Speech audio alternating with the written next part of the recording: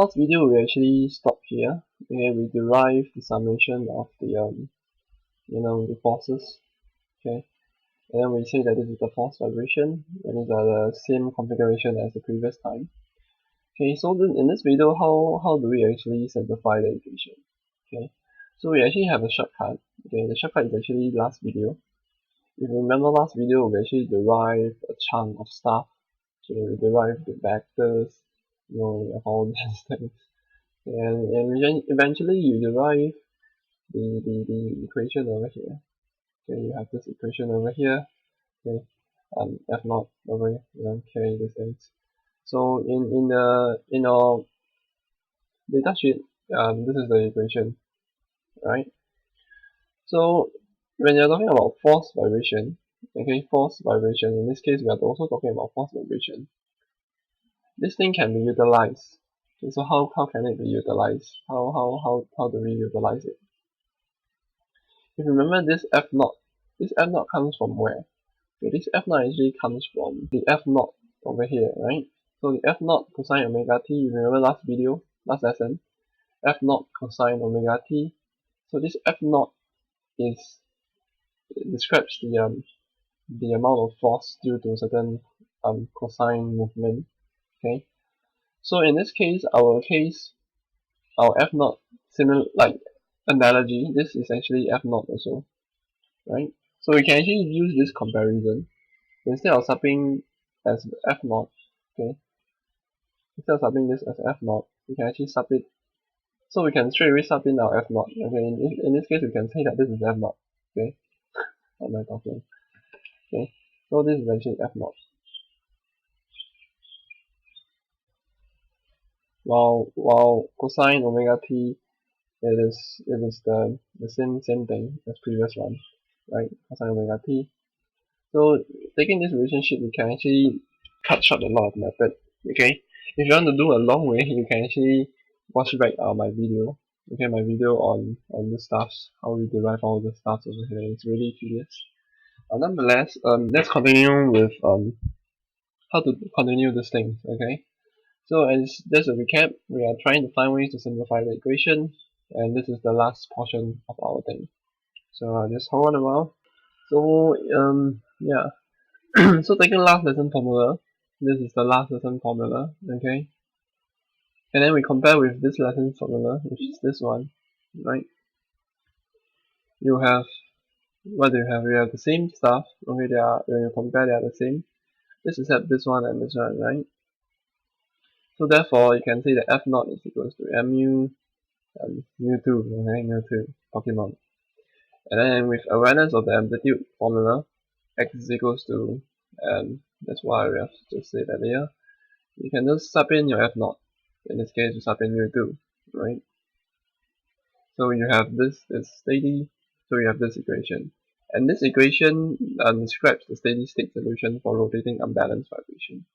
This formula states the steady state of a force vibration. So what is the steady state if you remember? Okay, so let me draw the line. So if you were to take in terms of time, and this is the position x, when you just start the machine, you'll start to move a little and move a little. Eventually, when it starts to turn in a full speed, it's a steady state. Okay, when it starts to turn in a full speed, it's steady state. So what is this is what I mean steady state. So let me type it out. You can take a look. So before it turns, right, when it starts to turn, the very moment when it starts to turn, it starts to pick up the speed, right? It starts to pick up the speed, and then now it is steady. Right now it's steady, it's moving in a very steady form. Okay, so this is steady. And this is actually dynamic unbalance, which is a static. As you can see, is a static unbalance, one weak static unbalance. Okay, so this is actually this experiment describes what we are doing right now. Okay, so steady state is actually when it is when it's running in a normal operating system. So in this case, ours is also this, yeah. So I hope I explained the steady state well. So yeah, so what are the things next? So at this point of time, you may actually straight away sub in your values if you want. Okay, but however, if you have no values, okay, as an engineer, if you have like, the less variable in an equation, the better it is, right? Because you don't need to find things, because you can use lesser variables to find things, to cut costs or whatever. So in this case, you have so many variables over here. So one way is to actually, simplify this whole thing, and hopefully we can get some results over here. So what we do is actually look at this concept. So to simplify the above equation, this equation, you can use natural frequency and beta, okay, which is also provided in your data sheet, okay, beta and the natural frequency. So what you're gonna do is to sub in, okay. In this case, we can actually sub in k, okay. Omega square equals to k over big M, capital M. So why are we using capital M? Natural frequency is the natural frequency of the system, okay, the whole system that we're looking. Okay, this system, okay, this whole piece of thing, including the cylinder itself. Okay, this whole system is actually M, right? So the natural frequency of this whole system, you're talking about the mass, the whole system of the mass.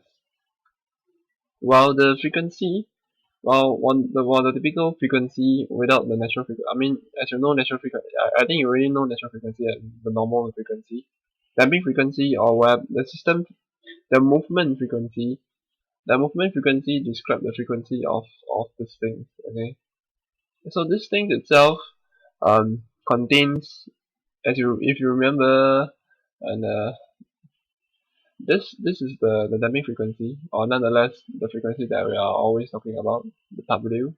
Okay, so this W contains the natural frequency within it, right? So therefore, this graph itself describes dWd, right? WD is equals to Wn 1 minus something like that, right? So this whole system can be described using this frequency. So this frequency is this thing, describes this. Or the natural frequency describes this, the natural frequency of the system itself. Okay, without any forces or anything. Okay, so I hope you understand. So if you were to come back here, okay, if you were to come back here, what we can actually sub in is actually sub in the k, right? So let's do it. So if you sub in our k, you have this value, we have this equation over here, and then you can actually rearrange. Okay, rearrange. So this is just this. Then rearrange. Since you know that beta is equals to omega over omega n, so this thing, so it will be square, beta square, right? So now we can actually rearrange this one. Okay, as you know, this one, if you were to bring it up, you have mx, right? So therefore we have mx divided by this me. You're just gonna bring it down. It is equals to our beta square, right?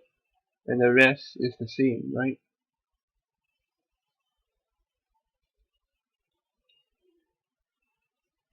So this is the general formula for a vibration system. Okay, and this mx and me in this case is our z and x over here. Okay, so it's being provided. So yeah, so this m is the mass of the whole system, including the shaft. You remember, okay, including the shaft, the whole system. Or the small m itself is just the shaft itself, the mass of the shaft. That's all, right? So this ends the portion, I guess, for my stuff. So hold on around. For the phase angle, also use the same this formula. Okay, so if you remember the phase angle, okay, so phase angle you still use the same formula. Okay, nothing much change. Nothing much has changed. Okay, and then I'll just talk about the graph since we have a little time more. The similar system, okay, the similar system.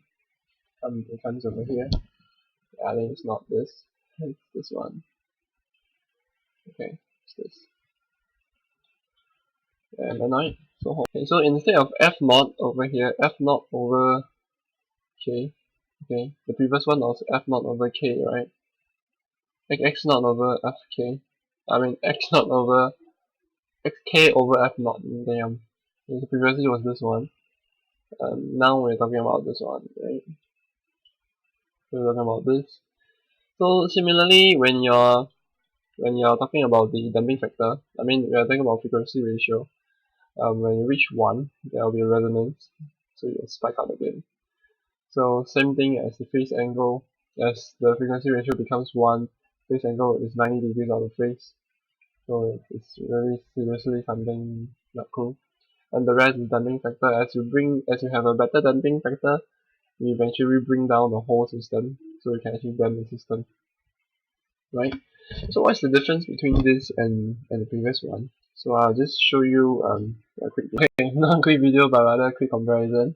So this one is the one that we just derived. Okay, mx over me. This one is the last we derived one.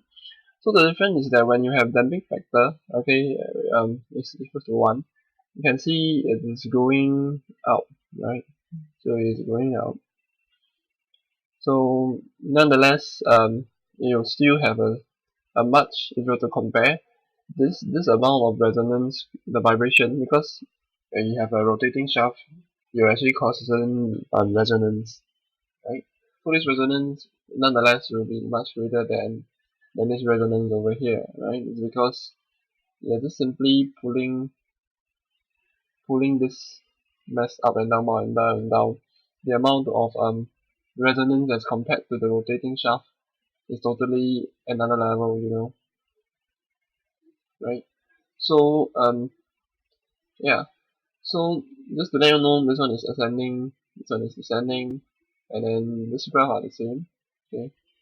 Apparently the damping factor are a little different. Okay, damping factor is a little different. But nonetheless they share about the same system, share about the same graph over here. So much in all in all, these are the trend. So I may wonder also that maybe next week we'll talk about this. So maybe next week we'll sub in some values of f naught again, and then we can derive it again.